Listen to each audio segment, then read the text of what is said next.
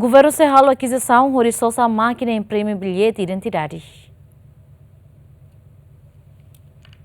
Governo Lihussi Ministério da Justiça halo aquisição Horizonte máquina imprime bilhete de identidade né. Onde responde a preocupação pública união com o Blanco bilhete de identidade né beto agora se daqui. Ministro da Justiça Sérgio Ornaya Teten, Blanco bilhete identidade né prioridade tebes no governo tá ona e agenda a sua máquina imprime bilhete de identidade e orçamento geral do Estado tinha rihun rua Ronald Lima né. Bom, hau hanui hau até na Blanco sai nessa questão, nessa orcala hau ia reunião honia diretor geral Sira, Lilio Registro Notariado, diretor nacional Sira, chefe de departamento,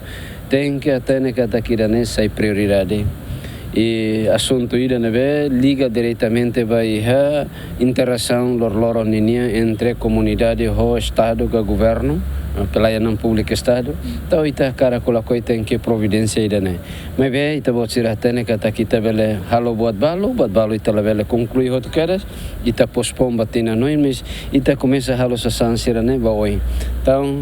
ia ela fase balu ita foi uma tama da dau execução vai a execução orçamento 2025 ninia processo de aprovisionamento será lá